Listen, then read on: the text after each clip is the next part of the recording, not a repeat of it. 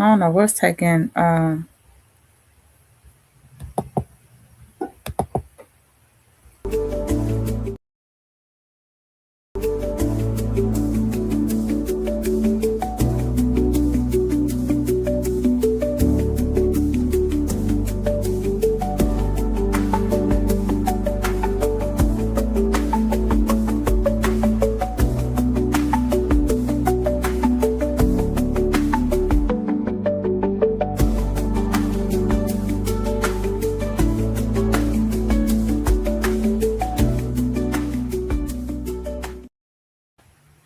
Hey guys, happy Tuesday. Happy Tuesday. Welcome to episode 5 of our release. Okay, I definitely missed y'all last week. But y'all know this episode, we're all about being honest, open, and transparent. We're also totally about health. What is more important, our health? What is more important, taking care of ourselves and making decisions that works, right? And so for those who follow me, y'all know I have epilepsy. And on Tuesday, I had a seizure. Y'all, and when I tell you, I was so mentally exhausted. Like, I said I was going to take a nap and I was going to do the podcast. That's why it took me so late to cancel. I didn't think I canceled the podcast until 5 o'clock. And I was like, I'm going to take a nap and I'm going to do the podcast. I woke up like at 5, y'all, and I was so groggy. My brain was still just not all the way. And I was like, I'm just going to sleep it out. And it's so important, y'all. Any type of disorder you have, if you have epilepsy, if you have anything, any type of sickness, it is so important to take care of yourself first. And yes, I could have did the podcast, even though I had just had a seizure. I could have taken my notes and I could have read them off. I could have laughed with y'all, but I chose to do the rest. I felt like my brain needed the rest. And so that's what I did. And that's what I always tell y'all to do. That's why I do these episodes, because we have to take care of ourselves first. We have to love ourselves, but we can't even know what's best for us until we do what? Do the work, right? So grab your paper and grab your pen, because we have to do the work, right? And for those who don't know me, my name is Rachel Pence. I'm a biblical life coach. I'm a spiritual midwife. What do? I help birth people's visions, okay? So that's what your girl do. And so I'm also the founder of Godfidence Women, okay? So where we at? So I see we're on all the platforms. Where y'all at? YouTube? I don't even see YouTube on here today. Hey TikTok. Hey Miss Margaret. Hey Leah. Hey Haiti. Hey Free. Look, TikTok showing up. Where YouTube at today? All right, let's see. All right, so y'all, we're still on series 5. Okay, so we're gonna talk about, get your pen and your paper, and we're gonna talk about small offense, and we're gonna talk about how when we hold things back, how they cause the trigger, because we didn't address them in the beginning, right? And so small offenses show up daily. They show up as little irritants, right? They're passive aggressive comments or tones. They're losing patience. They become emotionally distant, keeping score, avoiding conversations, and feeling heavy or frustrated. Y'all have y'all notepads out? So if you find yourself when you talk to somebody and you like, oh, that aggravated me, right? Or you find yourself, oh, boom, that's her second time. Oh, that's her third time. Oh, that's his third time. You're starting to keep score of things that they're doing to you, right? And you were like, well, that doesn't matter. It does matter, because that's how things get triggered. That's how we go from something being so minute into now we're triggered. Now we're not friends no more. Now we're going down the divorce train. Now we're going down, I'm looking for another job. Now we're going down that we can't even eat together. We can't even talk together. Now you and your children are so distant, because all these little bitty things, we didn't address them in the beginning. And so now it's they have became big things, right? And so I'm going to skip all the way to the back of my page, because I feel like, to me, this is the most important part. When I typed it out, it wasn't, but I feel like it is now. And I'm going to tell you, when we get a job, what do our job do? What do they do when we first go? We go to orientation, right?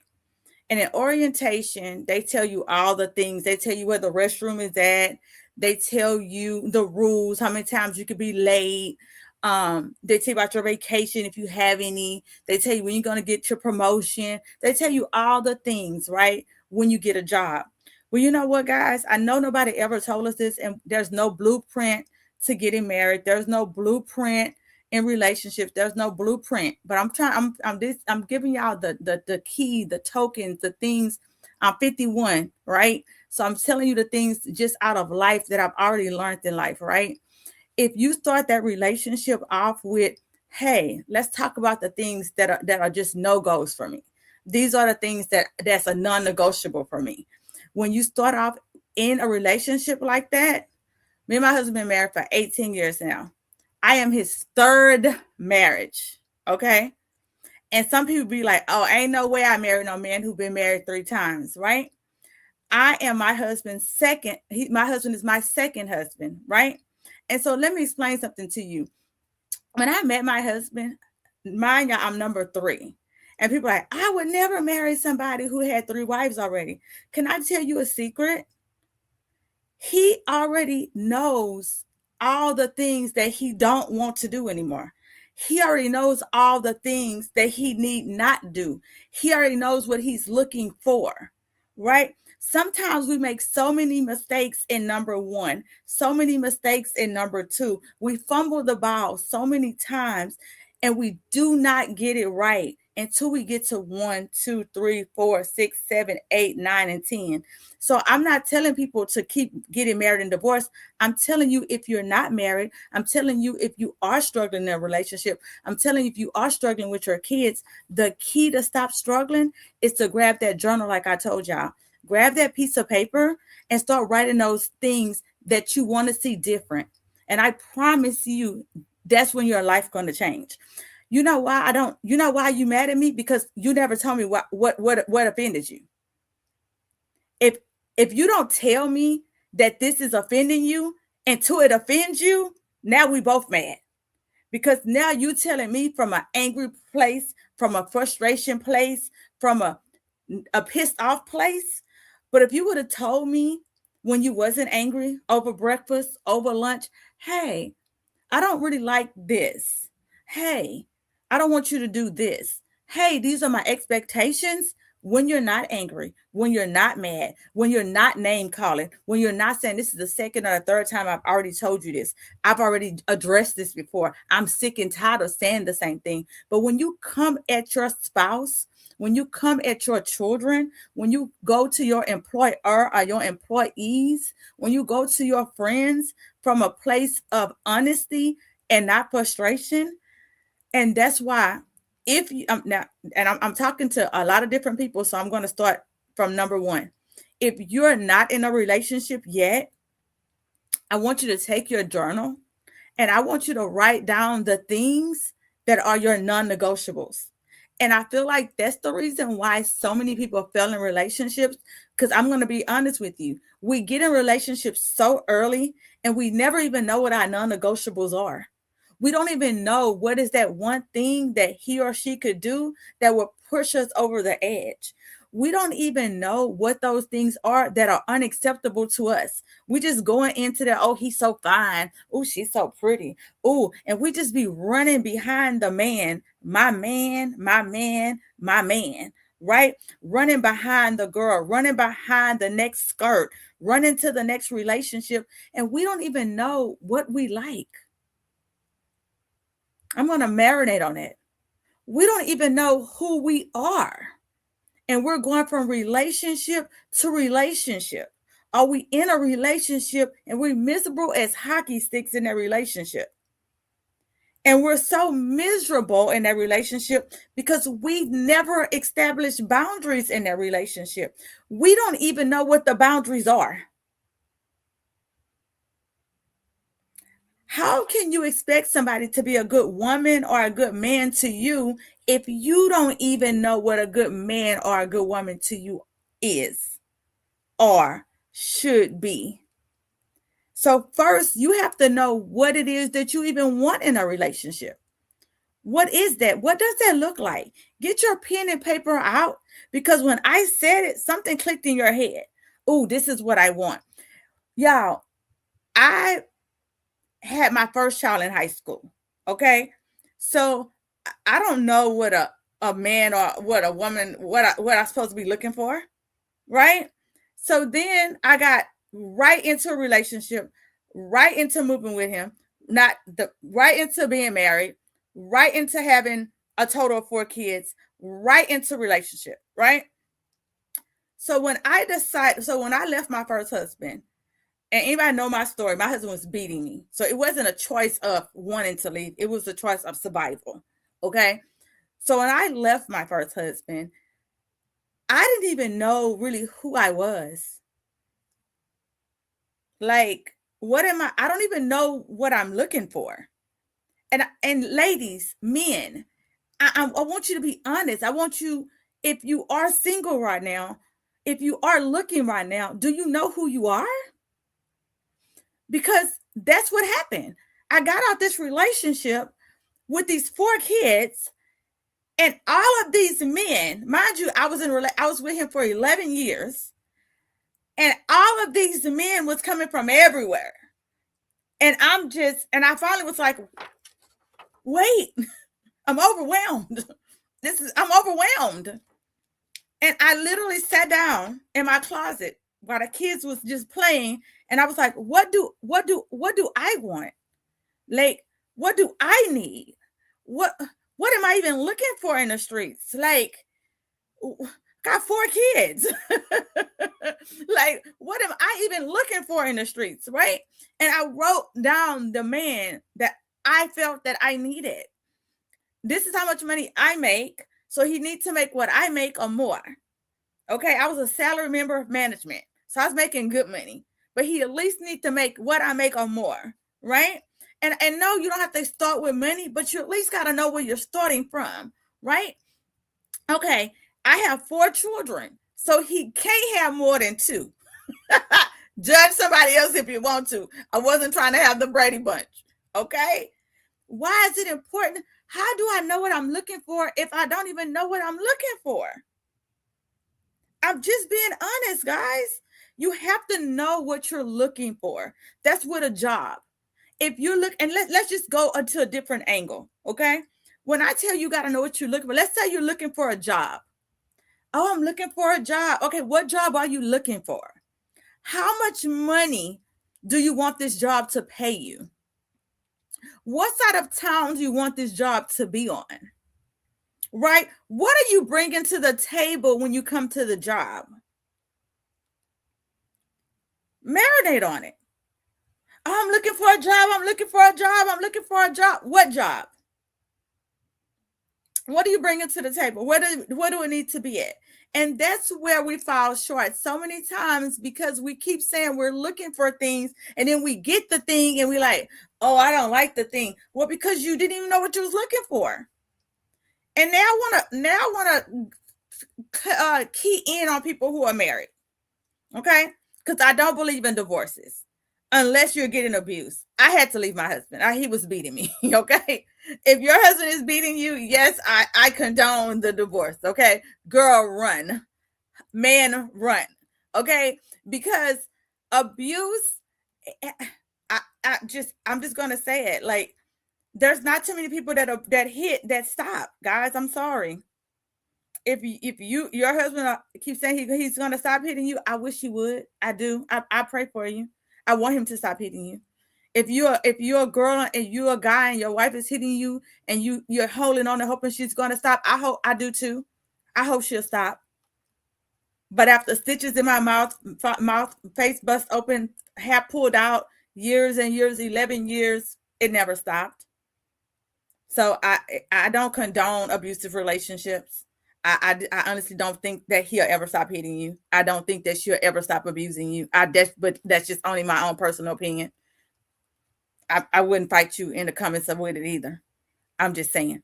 But if you are in a marriage, I feel like it could be salvageable if they're not abusing you. I do. And how do you salvage a marriage that you're in? It has to be communication first.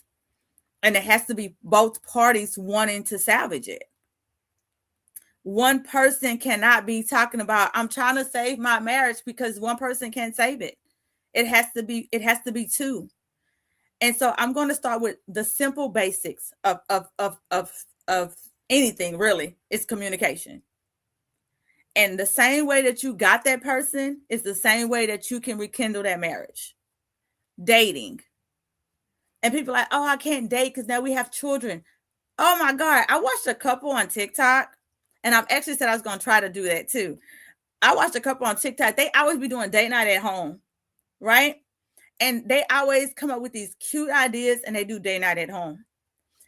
Type it in, Google it, and find date night at home. There is no reason, if you have, I don't care how many kids you have, there is no reason that you should not be able to have a date night with your wife or your husband. That is a non-negotiable for me. Me and my husband do date night every Friday. It's a non-negotiable. When my children come down, because y'all know all my children are grown. Hey, we're going on date night. Love you. We're out. We do date night. My husband has to be a priority. He has to be a priority. He is a priority. I'm his priority. We are each other's priority.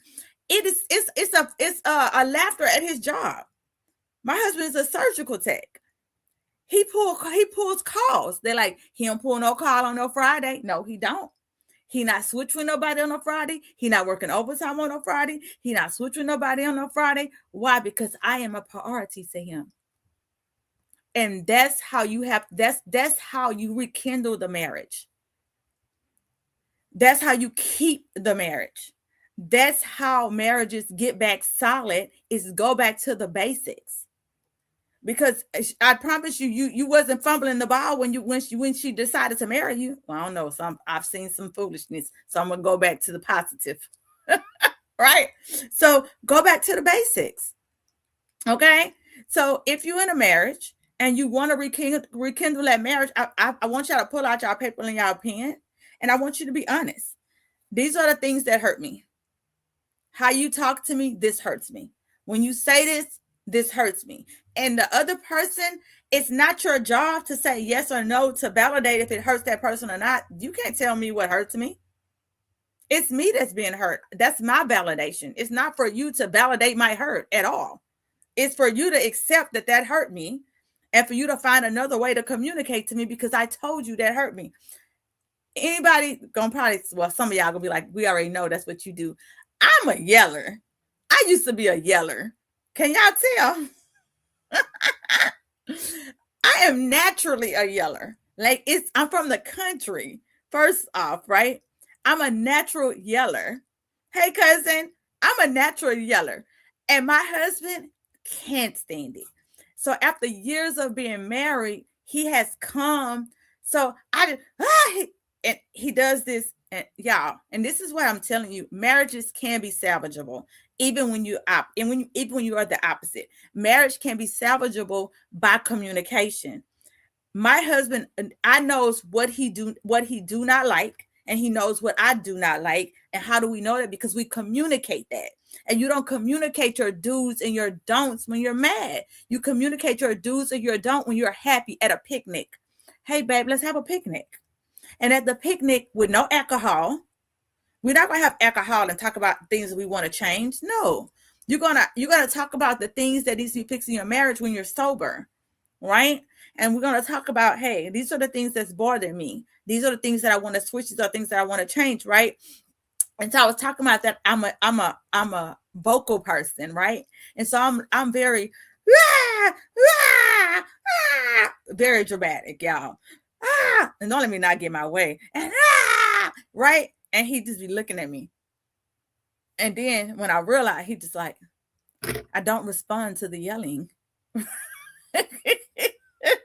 And he doesn't. But you know what he do respond to? That hurt me. I didn't like it. Right? He responds to that. He responds to it with a tone like this. I can even grit my teeth, and he's going to be receptive because my volume is like this. So when my volume is up high, I might as well be talking to the wall, because he is nowhere near listening. Like, I think he got like a click off button, and And I want to say 3 or 4 years of our marriage, I was just raw. I was just rah, rah, rah, rah, rah, rah. And we're in 18. And our communication level, and oh, this is so good. But I ain't gonna tell about. So if you have been with somebody for over 5 years and y'all are still doing the same thing, that's a problem. I'm just being honest. Y'all really got to sit down and evaluate because y'all are not listening to each other. Y'all are not listening to each other. You should not be, if you don't like somebody yelling at you, I mean, I guess maybe nobody yelling at them, but if the way you communicate to your spouse, they don't like it and you're still doing it in year 5, maybe I need counseling, because by year 5, you should be able to have, you should be by then able to start curbing and changing the way you communicate. Did y'all catch that? You're never too old to learn. You're never too old to change. You're never, when somebody said they're too old to do something, that's, you know what they're saying? They don't want to. You're literally saying, I don't want to change. You're literally saying, I'm not going to do it. That's what you're saying. So you're going to look at your spouse and tell your spouse, you're going to tell your children that I'm not willing to change for you. I'm not willing to be a good parent for you.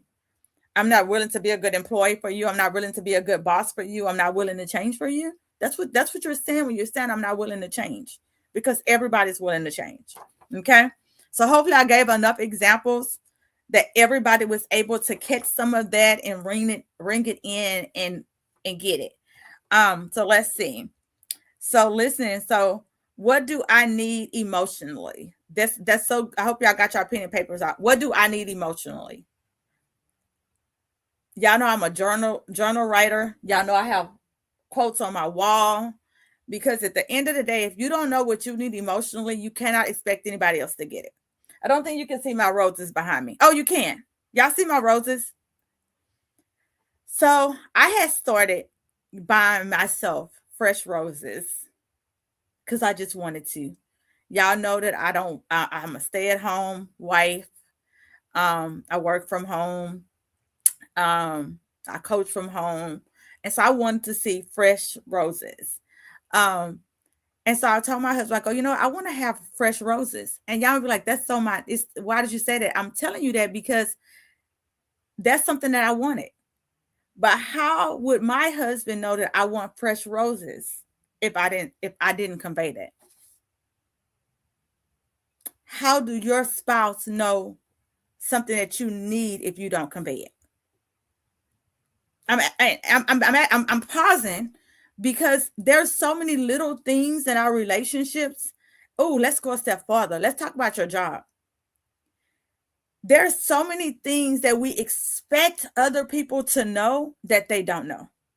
We expect other people to understand our boundaries. They don't know our boundaries. So many people were not raised like you. They were not raised like you. So they don't know your boundaries. They don't know that that's pushing your buttons. They don't know that that's not what they should be doing. So that's why you have a whole mouth and you need to use it. Hey, these are the things that I got. These are mine. This is my boundaries. This is what I need. So my question is, what do I need emotionally? When you know what you need emotionally, then guess what? Other people can help you with that because now you know what you need.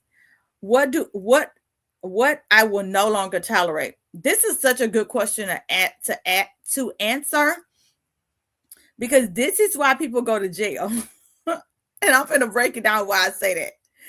People right now are in prison, in jail, or in a grave because the little things that they let build up that they should have said they couldn't tolerate.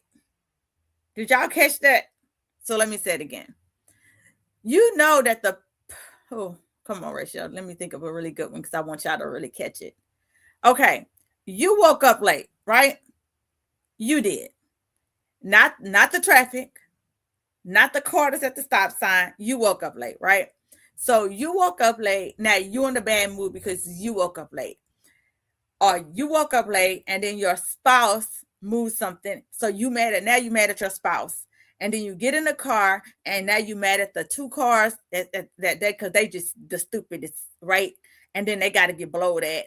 And then you mad over here. How you doing? And then you mad over here. And you just having a bad morning, right? The morning is just horrible. Okay.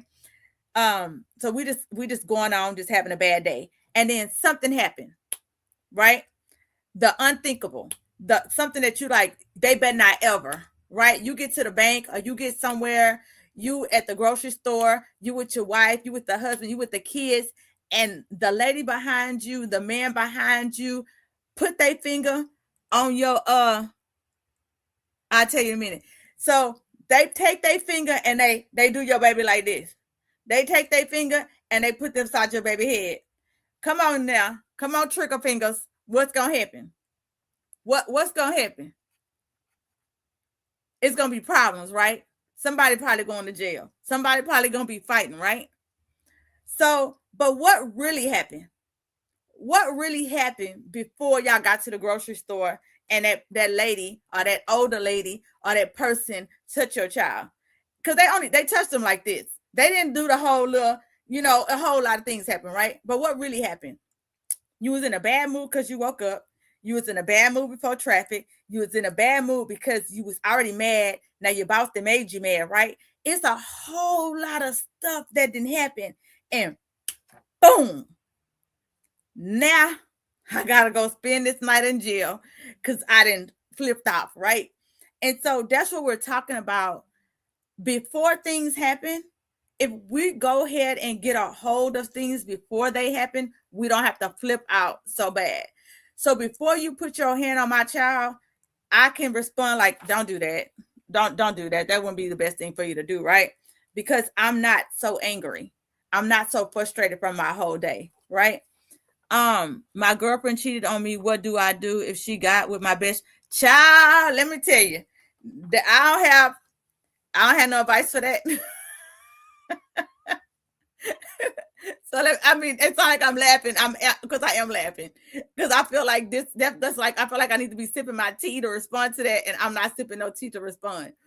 So your girlfriend cheated, and what do I do? And she got my best friend. Oh, you know what? I got you. What do? You get your notebook and your piece of paper out, and this is true. Get your notebook and piece of paper out, and you write down all the things that you want in your next relationship. But before you can do that, you need to find out what the question was. What do you need emotionally? And you need to heal, because I'm pretty sure it hurt you that your girlfriend cheated. I'm pretty sure it hurt that they cheated with your best friend, right? So first you have to heal, because that's what I was just talking about earlier. We go from one relationship to the next relationship, and then we actually never heal. And then I don't know if you still took that person back. And then that's a whole nother thing that we do too. We actually go and take the person back who cheated, and then don't come for me. Don't come for me in no comments. Don't come for me. But I'm gonna say it. If you take somebody back who cheated, that means you forgave them and you don't bring it back up. I'm pausing because I want you to marinate on it. You cannot have a healthy relationship accepting things and then bringing it back up. If you date a man or a woman and she cheats and you take them back, you pause and you take them back and you forgive and you don't bring it back up. On period. That was your choice. You chose to take them back, and that's your choice. And you live with it with your chest out. But what you need to do is you also need to, but I don't know if you remember, I don't know how long you've been watching, but it also says set boundaries. Because now that you went outside our relationship, I'm pretty sure there needs to be boundaries that needs to be put up. But I'm not going to get into your business. What I'm going to say is, it's your choice if you take them back. But if you do take them back, you need to never bring it back up, because you choose to get back in the relationship and you cannot move forward, keep bringing up the past. That's just being on everything. 2, if you choose not to get back in the relationship, number 1, before you even get into the next relationship, you 100% have to heal first. You have to heal first. Because I'm going to be honest with you. My first baby daddy, I don't care if he's watching or not. I don't even care if anybody else telling what I said. He was a cheater. He cheated throughout our relationship. Just cheat, just cheat, just cheat, just cheat. And so it made it very hard for me to trust again. So everything that another guy did was like, so this something may sound very minute. Why your phone rung and you didn't answer? But remember how we talked about, where was it at on here? Well, we talked about the small offenses, right? So if we don't heal so good, if we don't heal from our past, we take small offenses from our past and bring them into the future. So now the future person is honestly getting beat up from somebody else from the past person. When you get into a new relationship, your old person should have to get their phone checked because your last person cheated. But you know why they getting their phone checked? You know why they getting treated bad when they do certain things? Is because you haven't healed from the last person that cheated on you. But you going into a new relationship unhealed. And you calling it, I'm taking care of me. I'm making sure I don't be hurt again. No, baby, no, sis, bro, you need to heal. Because I didn't do nothing to you. I didn't cheat on you. I haven't hurt you. I haven't done anything to you. So you shouldn't go into your next relationship with the gloves on and then expect to go into a soft woman or a soft man era. You going in the relationship aggressive. You going in the relationship looking for stuff. You going in the relationship wishing somebody would. No, baby, heal. We have to heal. Once we heal, then we're ready for the next relationship. But as long as we're still broken, we're going to keep bringing our brokenness into the next relationship, and then wondering why the relationships don't last, because your mouth. We talk to people crazy, and we talk to them crazy because the last person injured us, and the new person didn't even injure you, but they getting talked to crazy because the last person talks to you crazy. I ain't gonna let no man talk to me crazy. Okay, sis. Okay, bro, calm down. I'm not the person who injured you. I'm not the person who talked to you crazy. I'm not you seen your mama or your daddy get talked to bad, so now you gonna talk to everybody else bad because you want them to talk to you bad. Heal. All right, where we at? And you're welcome. Let me see. Do not avoid tough conversations. Do not. Oh, y'all can't see the questions that they asked. It's over there. Can y'all see it? That's the questions that I was answering. TikTok, like, what questions she over there answering? Yeah, I'm not talking to myself. YouTube asking questions. All right. So, do you avoid? And so that's another thing too. How much time we got? Okay. Don't avoid tough conversations. And so that's a lot of reasons too why relationships have so many rocky spots in them, because we try to avoid the tough conversations. Oh, I really don't want to talk about that because we didn't address it then, and I don't really want to bring it up. Bring it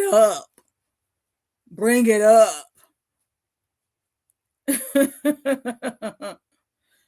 What happened? Okay. If it don't matter where you at. If you at your job, and I'm gonna use the job is a very simple. If you do something bad at your job on a Friday, right? And you off the whole weekend. Let's say you got a 3-day weekend. You come back on Tuesday. You think they're gonna write you up on Tuesday? They is, sis. They is, bro. I can write you up on Wednesday or Tuesday when you get back, right? That's just like a relationship. If you in a relationship and they do something to you on a Friday, just because they went out of town, Just because y'all was unable to squash it and actually come to a conclusion because of kids' events, because of parents being in town, because of holidays, you still have to bring that back up on that Tuesday, babe. I'm sorry. And you're like, why? Why? Because that's why the blow up happened. This is what we're talking about. We're talking about triggers happen because we do not take care of things when they need to be taken care of. We let so many little things go underneath the rug, and then when it become big, we blow up. Well, you knew last time I made mad. Well, I thought maybe it made you mad, but I wasn't really sure if it made you mad. You didn't really tell them. They're not mind readers. They don't know what you're thinking. They don't know how you feel. And so I hope this was good for y'all. I hope everybody got enough good notes. Because we're almost done. Let's see. Okay, so 10 ways to be proactive with your healing. Address small things before they become big. We talked about that already. Communicate clearly and kindly. I'm gonna say this said again. If you cannot communicate with your boss kindly, don't do it that day. If you can't communicate with your child, yes, your children can be wounded with the words that you say. You can't take words back. If you can't talk to your spouse with sense, without yelling and screaming and calling them out their name, don't talk to them then. Wait till you can. If you cannot talk to your girlfriend because of something that happened, then wait. Journal your emotions before reacting. Y'all know I am a journaler. Y'all know what I'm trying to say. I journal, right? Grab you a journal. Get you a piece of paper and write your thoughts and your emotions down. Y'all, when I tell you that is so important, that is so important because there's a lot of things you're going to learn about yourself too. You're going to learn certain things that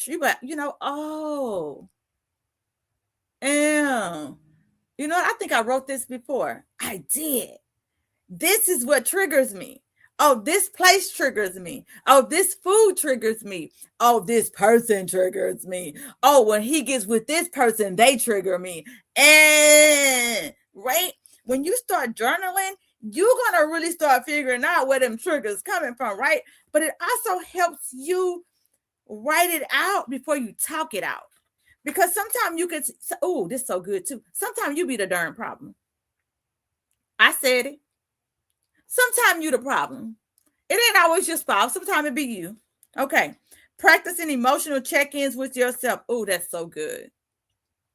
Y'all, Tuesday, I almost came on Tuesday.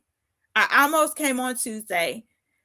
I was like, Rachel, you could just read the notes. You're fine. I did a few mic checks. I'm like, you had a little seizure. It's not that bad.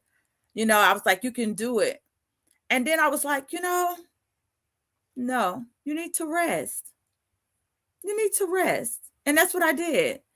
Sometimes we push ourselves. For those who just get on and don't know, I have seizures. So I had a seizure last Tuesday. And I was going to force myself to do the podcast after a nap. And I was like, no, I'm going to rest. And so personal check-ins is so good because how am I feeling? Sometimes we go places and we're not even feeling that good ourselves. Your girlfriend, your boyfriend, your husband, your wife, your children invite you somewhere and you're like, I'm not mentally okay for you. I'm not mentally okay. What's that saying? I can't even water anybody else if I'm not watered. I can't water you if I'm on empty. And sometimes we go around trying to water everybody else and we're on empty. So that was number 4. Number 5 is challenges. What did I write? We ain't gonna tell anybody what that challenge assumptions before. Oh, challenge what you're gonna say before you say it. And what does that mean? I had to see what I said. Remember I had told you earlier that sometimes we be the problem. And it's true. Sometimes we be saying stuff or thinking stuff, but when you actually journal it, when you actually write it down, you be like, was that really him or me? Was that really that my kid problem or really my problem? Did I really communicate that properly? Did I really tell my boss that correctly? Was it really me or them? Give yourself permission to feel. That's so good. Give yourself permission to sit in it. It is okay to be mad. I am a yeller. My husband don't like me to yell, and that's okay. So I have a big old closet. I go in the closet and I just have a whole hissy fit because, and I'm tired, and this, and I said, and that's how I feel, and right? I be having a whole one, and then I come on out. I might have to tell him nothing after that, but I got it out, right? Give yourself permission to feel. If you need to cry, give yourself permission to cry. It is okay. Oof. It's sis, I see you. It's okay. Your emotions are real. How you feel, bro, it's real. It's okay. You can feel them. Release resentment as soon as you notice it. Yes, release it. Because when you hold resentment for people, places, and things, that's a buildup. Talk about patterns and not just moments. And that's why I told you journaling is so important. Don't swallow emotions to keep the peace. I am not a person who believes that you should be, I do believe in don't swallowing your emotions, but I also don't believe you should be a person that be exploding all in public. That's just so, we too old for that. So I do believe that if you have to swallow an emotion, swallow it, write it down, but please make sure that you address it. It's the unaddressed emotions that explode. It's when you didn't tell your child no, stop, and quit in public the way you thought you should have, and then he do it again, and now you like, ah! And your child like, what the heck? I just did this last week. Yeah, because you didn't address it last week. You didn't say it with authority last week. You didn't say, come here, let me talk to you. Don't do that. Hey, don't do this. Right? So when we see things and we don't address them, and we like kind of put it underneath the rug, then when they do it again, we want to go off about it, but you didn't address it the first time. So you kind of the problem too. Okay, the last one. Let people know how to love you well. Oh my God, this is so good. Let people know how to love you well. Drop the mic. How do you expect somebody to love you properly if you don't even know how to love yourself? How can you expect somebody to love you properly if you don't tell them how to love you? Don't say it's common sense, because it's not common sense. Some people don't like to be hugged. Some people don't like to snuggle. Some people like watching movies. And some people like me, I'm going to fall asleep during the movie. Okay? We are not all the same. You got to tell people how to love you. You have to tell, this is how I want to be loved. I want to hold hands. Okay? I want to do this. I want to do date night. I want to do. You got to tell people how to love y'all. You have to be the boss. You have to tell people when you meet somebody, this is how I want to be loved. This is how I like to be talked to. This is how I like to be treated. And it gives them the option to say, hey, you're too much. It gives them the option to say, oh, I can't do that. It gives them the option to say, hey, I can do all that and some, right? But you cannot expect somebody to be your everything if they don't even know what your everything is. And then you be like, he's falling short. She's falling short. Well, they didn't even know what they was falling short from, because you didn't even let them know what you was expecting. So yes. So I hope y'all got everything. I hope y'all took y'all notes. And I hope this episode was just as good for you as it was for me. Make sure y'all release things. Make sure y'all let things go. Stop holding stuff in. And I will see y'all next Tuesday, same place. For any women that want to follow me, I am on, that want to join the Godfidence women community, come on over there. We do devotionals every Monday through Friday. Tomorrow, oh, I did not mean to push in. Tomorrow we will be doing, what is tomorrow? Tomorrow is the vision board. If you have not done a vision board, with me, because I am the best vision board person ever. Duh. I will be doing a vision board tomorrow at what, y'all? I'm trying to multitask. Y'all know I just had a seat. Y'all know why I'm trying to do multitasking, y'all. I need not be. Outro. Oh, thank you just then. You got to fly my platform, my platform. Oh, I hope that wasn't low. The vision board is tomorrow. It's at 7:00 at night. any platform that I'm on, you should be able to find it. You have to go find where it says vision board, click on it so you can register, and then you get sent the link because it's going to be on a Zoom. Love to see you on the Zoom tomorrow for the vision board party. It's going to be an hour and a half because y'all know I talk a lot, and then two, I'm going to give you a lot of information because anybody who really wants to manifest any, I don't care what words you use, manifest it. Habakkuk 2:2 said, write the vision and make it plain. Make it so plain that everybody can run and see and do it. Okay. That's what I'm going to show you how to do that tomorrow. I'll see you tomorrow. Thank you for joining us today.